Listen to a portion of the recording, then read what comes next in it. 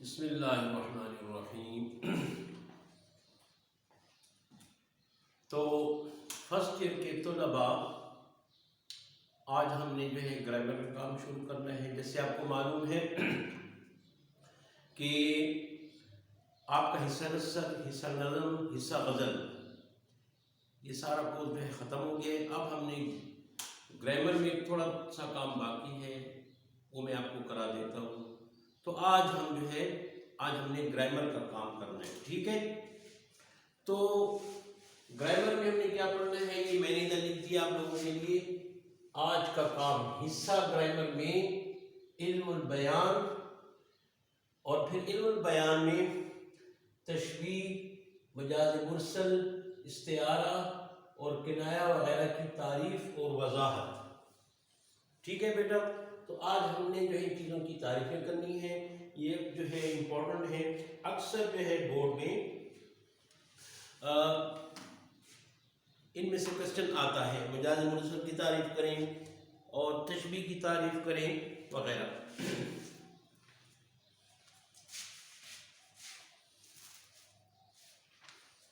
علم البیان جو ہے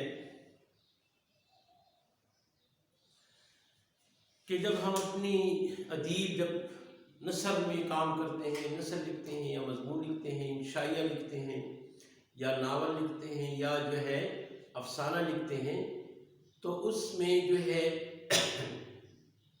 ایسے الفاظ کا استعمال کرنا جس سے ان کی نثر، ان کا مضمون یا افسانہ یا جو ہے ناول وغیرہ وہ انتہائی اس میں تاثر پیدا ہو، اس میں نکھار آئے اس کی تحریر میں، یا جو ہے شاعر جو ہے وہ اپنی شاعری میں ایسے الفاظ کا انتخاب کرتے ہیں جس کی وجہ سے معنوی لحاظ سے شاعری میں خوبصورتی پیدا ہوتی ہے، اور ایسی جو ہے عبارت میں جو ہے اور جو ہے اس کے پڑھنے میں، پڑھائی کے انداز میں خوبصورتی پیدا ہوتی ہے۔ ایسے الفاظ کا استعمال کرنے کے علم البیان ہے۔ ہمارے ہاں علم البیان میں بس چند چیزیں ہیں، اس میں تشبیہ ہے، استعارہ ہے، مجاز مرسل ہے اور کنایہ ہے۔ یہ چیزیں علم البیان میں جو ہے وہ گردانی جاتی ہیں، یہ علم البیان میں آتی ہیں یہ چیزیں۔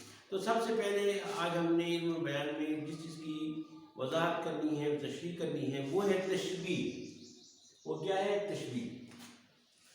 تشبیہ جو ہے یہ عربی کا لفظ ہے، اس کا مطلب یہ ہے کہ مشابہت ہونا، مشابہت، ایک دوسرے سے مشابہت ہونا، ایک دوسرے سے ملنا جلنا، ایک دوسرے کی طرح ہونا، ایک دوسرے کی مانند قرار دینا۔ جیسے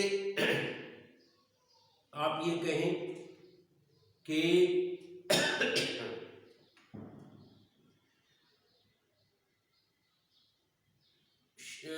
شیر کو تشبیہ دیں کسی بہادر شخص سے، جیسے حضرت علی رضی اللہ تعالیٰ عنہ کا جو ہے وہ لقب تھا شیر خدا۔ شیر خدا کیوں لقب تھا؟ کیونکہ شیر کی طرح بہادر تھے۔ جس طرح شیر بہادر ہوتا ہے، جنگل کا بادشاہ ہوتا ہے، شکار بڑی جو ہے بہادری کے ساتھ کرتا ہے، اور اس کا شکار جو ہے کبھی جو ہے وہ ضائع نہیں جاتا، کبھی جو ہے وہ اس کا نشانہ جو ہے خطا نہیں جاتا، اور اس میں بڑی زیادہ بہادری پائی جاتی ہے۔ تو جس طرح شیر میں بہادری پائی جاتی ہے، اس طرح حضرت علی کرم اللہ وجہہ بھی بہت زیادہ بہادر تھے، ان میں بھی بڑی زیادہ بہادری پائی جاتی تھی۔ تو ہم کہتے ہیں کہ وہ شیر خدا، شیر کی طرح بہادر، شیر کی طرح بہادر، یہ تشبیہ ہے۔ ایک چیز کو دوسری چیز کو، حضرت علی کو جو ہے شیر کی طرح مانند قرار دینا، یعنی ان کی طرح بہادر قرار دینا، یہ بھی تشبیہ ہے۔ سمجھ گئے بات؟ ایک چیز کو کہ وہ صفت جو ہے ایک چیز میں پائی جائے، وہی صفت دوسری چیز میں پائی جائے، تو ہم کہتے ہیں کہ آپس میں مشابہت ہے۔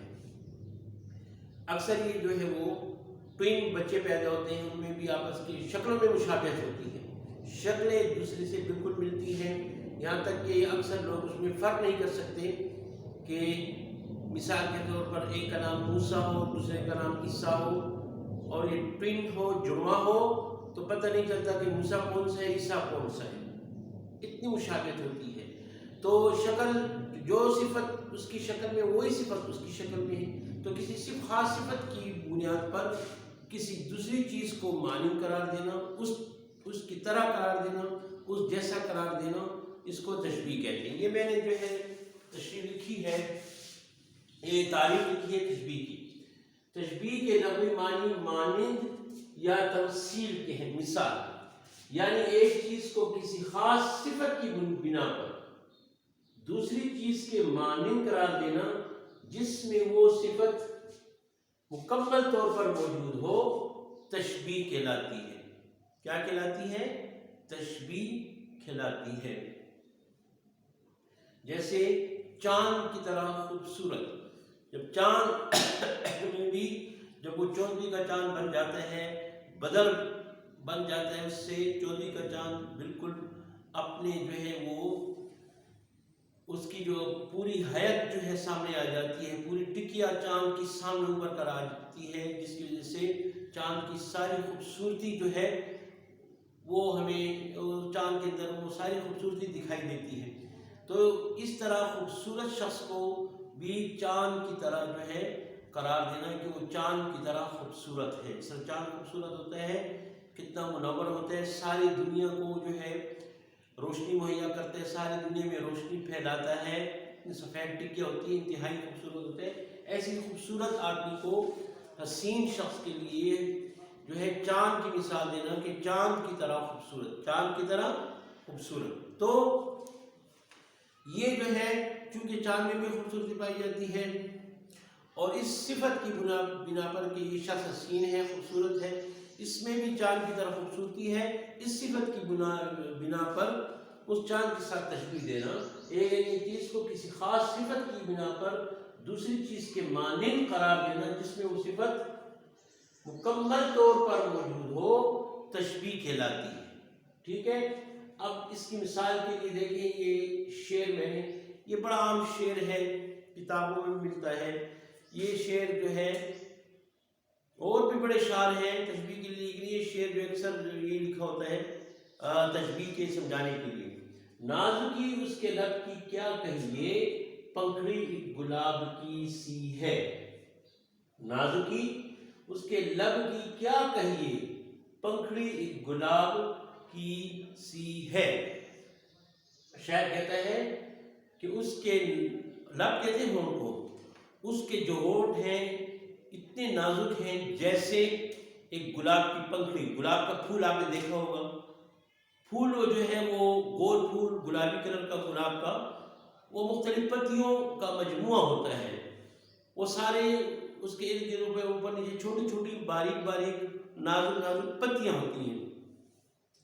تو وہ کہتے ہیں کہ میرا محبوب جو ہے اس کے ہونٹ اس قدر خوبصورت ہیں جیسے گلاب کی ایک پنکھڑی۔ یہ پنکھڑی اس میں مصغر ہے پتے کا، ٹھیک ہے، چھوٹی سی پتی گلاب کی جو ہے ایک چھوٹی پتی پنکھڑی اس کو کہتے ہیں، اس میں مصغر ہے، کسی چیز کی چھوٹائی بیان کرنے سے مصغر ہوتا ہے۔ تو اس میں جو ہے اس نے گلاب کی جو پتی اس کی بھی چھوٹائی کی ایک چھوٹی سی پتی، آپ دیکھیں گلاب کا ایک چھوٹا سا جو ہے وہ حصہ پتی جو ہوتی ہے وہ اس کو توڑ کر ہاتھ میں دیکھیں بالکل باریک و جوڑی نازک ہوتی ہے، اور چونکہ وہ بھی نازک ہے اور میرے محبوب کے ہونٹ وہ بھی نازک ہیں، تو اس کے شاعر کہتے ہیں کہ میں نے اس کو اس کی طرح قرار دیا ہے، گلاب کی پتی کی طرح اپنے محبوب کے ہونٹوں کو، اور جس طرح پنک کلر ہوتا ہے گلاب کا، میرے محبوب کے جو ہونٹ ہیں وہ اس کا کلر بھی پنک کلر ہے۔ تو کلر کی بنیاد پر اور نازک ہونے کی بنیاد پر دونوں صفات جو ہے گلاب کی پتی میں پائی جاتی ہیں، اور اس کا ہونٹ جو ہے وہ بھی جو ہے اس کا کلر بھی ہلکا گلابی ہے، اور اس میں بھی وہ بھی جو ہے گلاب کی پتی کی طرح نازک ہے۔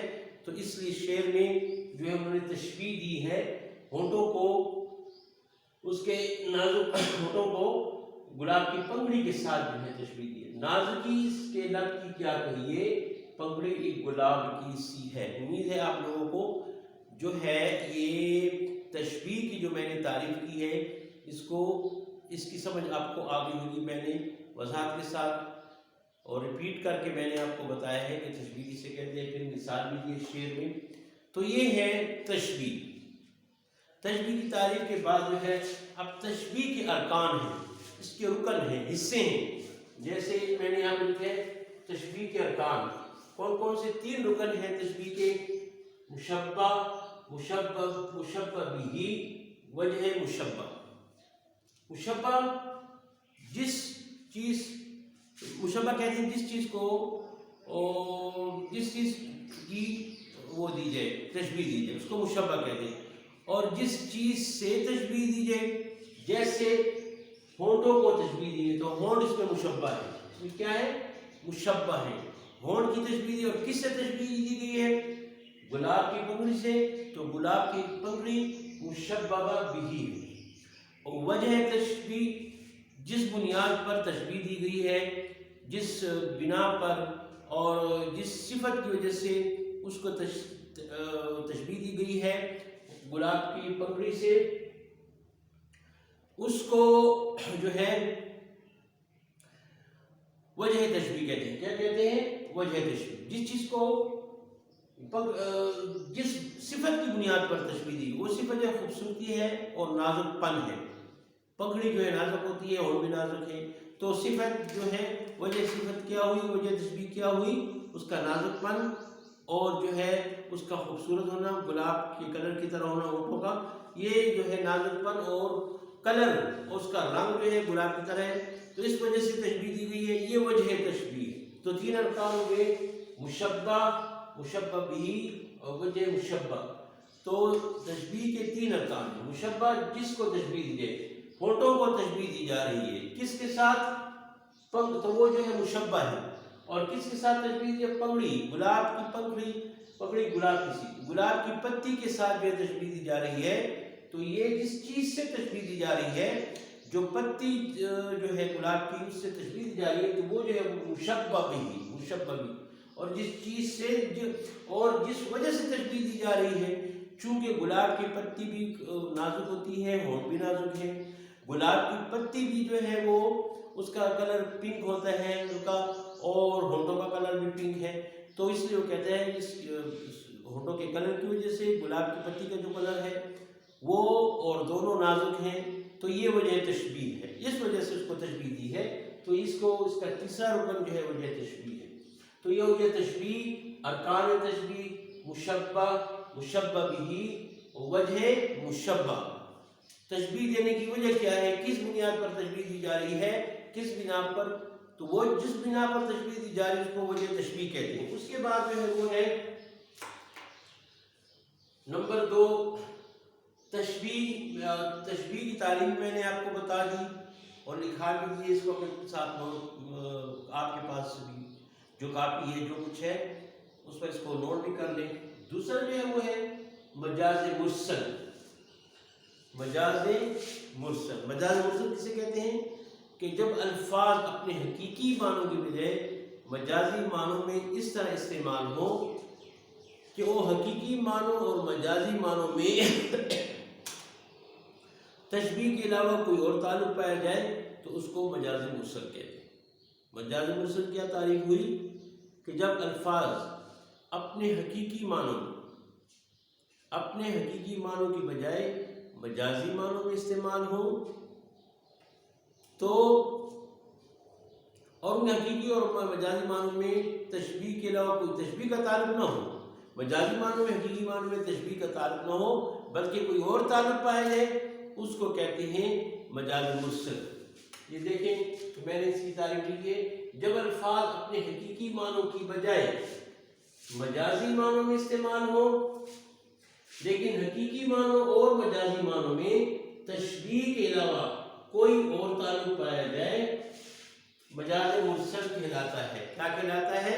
مجاز مرسل. مثلا اب یہ شعر میں پڑھتا ہوں اور اس شعر کی میں وضاحت کرتا ہوں تو آپ کو مجاز مرسل کی سمجھ آ جائے گی. دیکھیں، لے آئیں گے اور بازار سے میں نے اپنے نہیں لکھا، لے آئیں گے اور بازار سے گھر ٹوٹ گیا. اس سے یہاں پر آتا ہے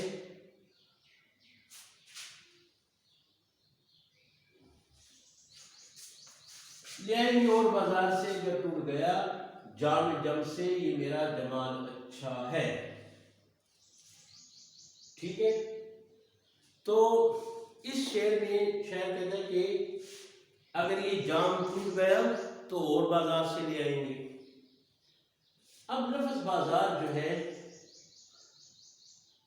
یہ کہتے ہیں کہ ہم جام جو ہے بازار سے لیں گے۔ اب بازار میں تو مختلف قسم کی دکانیں ہوتی ہیں، بازار میں مختلف، بازار سے مراد ہے جس میں مارکیٹیں ہوں، کپڑے کی دکان ہو، کاسمیٹک کی دکان ہو، اور جوتوں کی دکان ہو، اور کیا کہتے ہیں چادر وغیرہ، تولیے وغیرہ، اور جو ہے وہ منیاری کا جو سامان ہوتا ہے منیاری کی دکان ہو، برتنوں کی دکانیں ہو، مختلف دکانیں ہوتی ہیں بازار میں مختلف قسم کی دکانیں ہوتی ہیں، مختلف چیزیں بھی، اس کو بازار کہتے ہیں۔ تو کہتے ہیں بازار سے، اس کا مطلب یہ نہیں کہ سارا بازار اٹھا کر، بازار سے مراد یہاں پر وہ دکان ہے جس دکان میں جام ملتا ہے، مٹی کا پیالہ ملتا ہے، اس دکان سے ہم جو ہے وہ لیں۔ بازار سے لفظ لے گئے بازار، حقیقی معنوں میں یہ دیکھیں اس کے حقیقی معنی کیا ہے، بازار جہاں پہ مارکیٹ ہو، مختلف قسم کی دکانیں ہوں، لیکن اس کو مجازی معنوں میں استعمال کیا گیا کیونکہ بازار سے مراد صرف وہ دکان ہے جہاں پر یہ جام ملتا ہے، مٹی کا جام، تو ٹوٹ گیا تو ہم اور لے آئیں گے اور بازار سے کیا ٹوٹ گیا، بازار سے بھی سارا بازار اٹھائیں گے، اس کا مطلب نہیں ہے، بلکہ حقیقی معنی بازار کی یہ ہے کہ مختلف، لیکن مجازی معنی صرف جو وہ دکان جو ہے کیا کہتے ہیں جہاں پر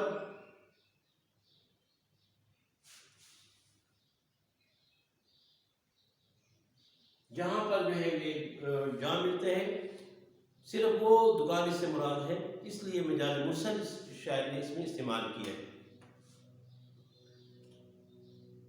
اب جو ہے جو لفظ بازار کے حقیقی معنی اور مجازی معنی، حقیقی معنی یہ سارا بازار، مجازی معنی یہ ہوئے کہ صرف وہ دکان جہاں پر جام ملتا ہے۔ اب بازار میں اور اس دکان میں جو ہے تشبیہ کا تعلق نہیں ہے، بازار سے تعلق ہے لیکن تشبیہ کا تعلق نہیں ہے اس کو، کیونکہ شرط یہ ہے کہ حقیقی معنی اور مجازی معنی میں تشبیہ کے علاوہ کوئی تعلق، کوئی اور تعلق پایا جائے، اس میں تشبیہ کا تعلق نہیں پایا، کوئی اور تعلق پایا جا رہا ہے، خریدنے کا تعلق پایا جا رہا ہے، دکان سے بھی خریدا جاتا ہے، بازار سے بھی چیز خریدی جاتی ہے۔ تو بازار کے حقیقی معنی سارا بازار، اور بازار کے مجازی معنی جو ہے وہ صرف وہ دکان جہاں پہ وہ کیا کہتے ہیں وہ کٹورا، ایک جام جو ہے مٹی کا بنا ہوا وہ ملتا ہے، اس کو جو ہے، تو اس لیے جو ہے آپس میں تشبیہ کا کوئی اور تعلق ہے، تشبیہ کا تعلق بھی نہیں ہے، تو اس لیے مجاز مرسل ہے۔ جام جم سے یہ میرا جام، میرا جمال، یہ میرا جام اچھا ہے، جام جم سے میرا جام اچھا ہے۔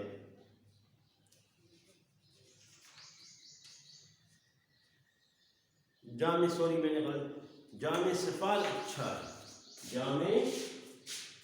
جام سفال اچھا ہے،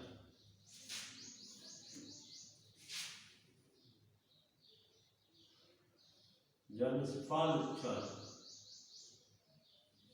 سفال کہتے ہیں مٹی کے برتن کو، اور جام جم کہتے ہیں کہ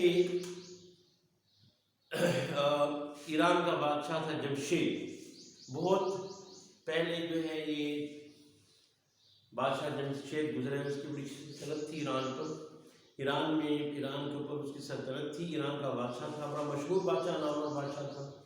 کہتے ہیں کہ اس کے پاس ایک جام کہتے ہیں کٹورے کو فارسی میں، اس کے پاس ایک جام ہوتا تھا، ایک کٹورا ہوتا تھا، اس کٹورے میں اس کو جو ہے آئندہ آنے والے سارے حالات نظر آتے تھے، یہ اس کی طرف یہ بات منسوب ہے، کس طرح بات تھی۔ بہرحال اس کے پاس ایک جام ہوتا تھا، اور اس جام میں اس کو سارے آنے والے حالات کیا ہوگا وہ سب اس کو نظر آ جاتے تھے، اس کو کہتے ہیں جام جو ہے جمشید کا مخفف ہے، جمشید کی ایبریویشن جو ہے مخفف جو ہے وہ جم ہے، جام سے مراد بادشاہ جمشید کا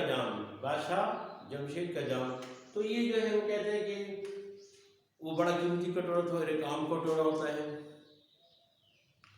مٹی کا، اس کو جام سفال، فارسی کا لفظ سفال، جام سفال، مٹی کا پیالہ، کہتے ہیں کہ میرا مٹی کا پیالہ اچھا ہے، اگر ٹوٹ گیا تو اور بازار سے لیں گے۔ اب جمشید والا جو جام ہے اس کی تو حفاظت بھی کرنی پڑے گی، کوئی اس کو اٹھا نہ لے، کوئی اس کو دیکھ نہ لے، اور کسی اور کو بھی پھر وہ آنے والے حالات نظر آ جائیں گے، اس کی حفاظت کرنی پڑے گی، کہیں ٹوٹ نہ جائے، یہ نہ ہو وہ نہ ہو، کیونکہ بڑا قیمتی پیالہ ہے۔ تو کہتے ہیں اب اتنے قیمتی پیالے رکھنے کے لیے جو ہے اور اپنے آپ کو ٹینشن میں ڈالنا ہو جو اس کی حفاظت کرنا، تو اس سے میرا جو ہے مٹی کا پیالہ بہتر ہے۔ اگر ٹوٹ گیا تو کوئی بات نہیں، ہم بازار سے جا کر لیں۔ اور جمشید کا پیالہ جمشید وہ گم ہو گیا، ٹوٹ گیا، تو پھر کہاں سے ہم لائیں گے؟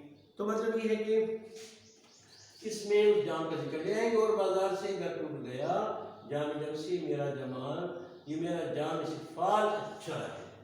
آپ سمجھئے بات کو، یہ ہے مجاز مرسل۔ تیسری چیز جو ہے وہ ہے استعارہ۔ استعارہ کا مطلب قرض لینا۔ استعارہ کا مطلب قرض لینا۔ مستعار عربی کا لفظ ہے، مستعار کا مطلب قرض لینا، یعنی کوئی ایسا الفاظ لے لینا، اس کو استعمال کرنا۔ کوئی دوسرا لفظ لے لینا اور اس کو استعمال کرنا، یہ جو ہے اس کو کہتے ہیں مستعار، قرض لے لینا۔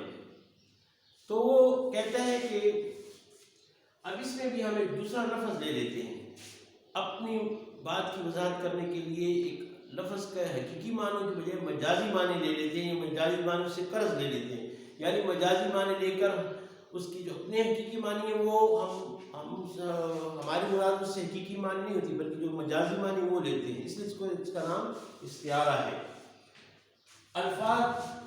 جب الفاظ اپنے حقیقی معنوں کی بجائے مجازی معنوں میں اس طرح استعمال ہو کہ حقیقی اور مجازی معنوں میں آپس میں تشبیہ کا تعلق بھی پایا جائے۔ اس میں دو باتیں، ایک تو حقیقی معنوں کی بجائے مجازی معنی جو ہے اس میں استعمال معنی لینا، دوسرا جو ہے حقیقی معنی اور جو مجازی معنی جو ہم لیتے ہیں اس میں تشبیہ کا تعلق پایا جائے۔ ایسا تعلق پایا جائے کہ ان میں چیزیں جو ہیں آپس میں وہ مطلب یہ ہے کہ ملتی ہوں، چیزیں آپس میں ان کی صفات ایک جیسی ہوں، حقیقی معنی مجازی معنی۔ اب ہم آگے شعر پڑھیں گے تو میں آپ کو وضاحت میں کرا دوں گا، آپ کو سمجھ آ جائے گی کہ استعارہ کیا چیز ہے۔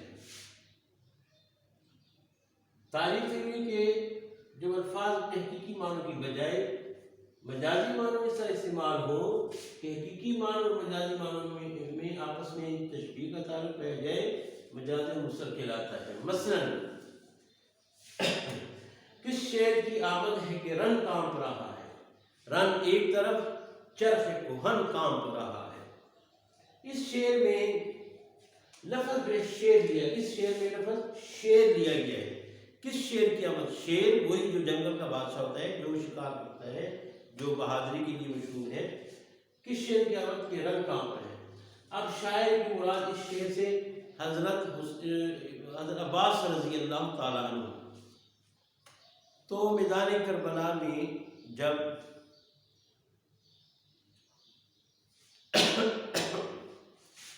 خانوادہ رسول کو یعنی جس بے-دردی سے شہید کیا جا رہا تھا، تو اس کا ذکر کرتے ہوئے شاعر کہتا ہے عباس رضی اللہ تعالیٰ عنہ گھوڑے پہ آئے یزیدیوں کا مقابلہ کرنے کے لیے، تو ایک شعر کی طرح ہے۔ اس شعر سے مراد حضرت عباس رضی اللہ تعالیٰ عنہ ہے۔ تو شعر کا ایک لفظ ہے، حقیقی معنوں کی بجائے شاعر نے مجازی معنی لیے ہیں۔ حقیقی معنی شعر وہ جو جنگل کا شعر ہوتا ہے، چار پودے دم ہوتی ہیں، شکار کرتے ہیں، اصلی شعر۔ حقیقی معنی تو شعر کی ہیں، لیکن مجازی معنی اس کی مجازی معنی کے لیے حضرت عباس رضی اللہ عنہ نے کیوں لیا ہے کہ ان کے درمیان آپس میں جو ہے شعر کی صفت جو ہے بہادری، وہ بہادری کی صفت جو ہے عباس رضی اللہ عنہ میں پائی جاتی ہے، شعر میں بھی پائی جاتی ہے۔ تو حقیقی معنی شعر ہے، مجازی معنی حضرت عباس ہے۔ اور کس صفت کی بنیاد پر شعر کو عباس کہا گیا ہے؟ بہادری کی بنیاد پر۔ بہادری کا تعلق پایا جاتا ہے شعر میں بھی، عباس میں بھی۔ تو یہ تعلق جو ہے تشبیہ کا تعلق ہے۔ تشبیہ کا تعلق اس لیے ہے کہ بہادر جس طرح شعر بہادر ہے، ویسے ہی اس طرح عباس بھی بہادر تھے۔ تو بہادری کی صفت کی بنا پر جو ہے حقیقی معنوں کی بجائے مجازی معنی عباس لیے گئے ہیں، اس سے مراد عباس۔ کس شعر کی آمد؟ رنگ کہتے ہیں میدان جنگ۔ کس شعر کی آمد ہے کہ رنگ کانپ رہا ہے؟ کس شعر، کون سا شعر آ رہا ہے؟ عباس کی کون سا شعر آ رہا ہے کہ میدان جنگ جو ہے کانپ رہا ہے، رن ایک طرف چرخ کہن کانپ رہا ہے۔ میدان جنگ تو ایک طرف، آسمان جو ہے پرانا آسمان، اس سے مراد جو ہے ستارہ زحل ہے، اس کو چرخ کہن کہتے ہیں، 7ویں آسمان پر ہوتا ہے، بہت بلندی پر ہوتا ہے، اور یہ جو ہے انتہائی نحس تارہ ہے اور نحوست کے لیے تارہ استعمال کی جاتی ہے، اس کو چرخ کہن کہتے ہیں، 7ویں آسمان پر ستارہ زحل۔ تو کہتے ہیں کہ آسمان بھی، 7واں آسمان بھی کانپ رہا ہے۔ تو اس میں شیر لفظ حقیقی معنوں کی بجائے مجازی معنوں میں استعمال ہو، حقیقی معنوں کی بجائے مجازی معنوں میں۔ حقیقی معنی شیر کے، شیر جنگل کے شیر ہے، مجازی معنی حضرت عباس رضی اللہ تعالیٰ عنہ۔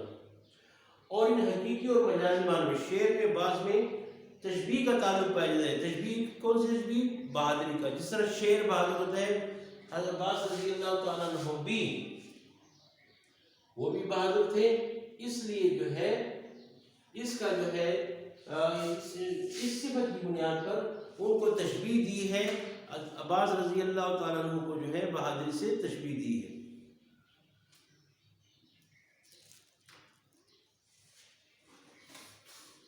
اس کے علاوہ جو ہے کنایا ہے، تو کنایا کی تشریح اور تعریف رہ گئی، اور تھوڑا سا اور کام ہے، آپ یہ 2 لیکچر اس میں ختم ہو جائے گا، تو باقی جو ہے ہم آئندہ آنے والے لیکچر میں ڈسکس کر لیں گے کنایا، اور 2-4 اور چیزیں ہیں گرامر کی، وہ بھی ہم پڑھ لیں گے۔ تب تک خدا حافظ، السلام علیکم۔